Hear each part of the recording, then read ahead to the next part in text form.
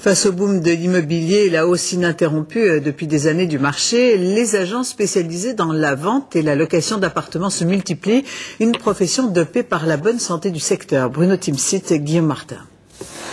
Ici, l'année dernière, c'était un marchand de chaussures. Ici, une librairie. Ici, une parfumerie.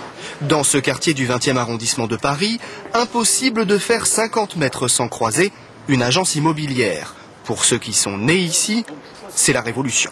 Elles sont les unes derrière les autres presque. Je ne sais même pas comment ils arrivent à avoir autant de maisons, d'appartements à vendre.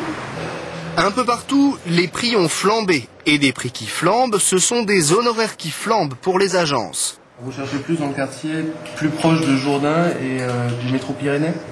Oui, Pyrénées, Jourdain, Lauguerre. Dans ce quartier, c'est donc tout simplement le boom de l'immobilier qui explique le boom des agences immobilières. Les prix ont énormément augmenté sur le 19e et le 20e. C'est ça qui était intéressant pour nous, c'était d'essayer de suivre un petit peu la courbe du marché qui faisait que le 19e et le 20e allaient rattraper un petit peu les autres quartiers parisiens.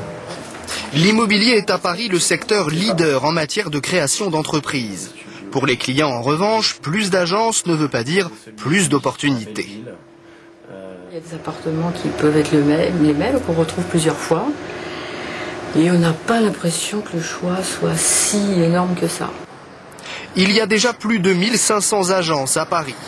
Pour anticiper un éventuel retournement de tendance, certains réseaux ont décidé de stopper leur développement.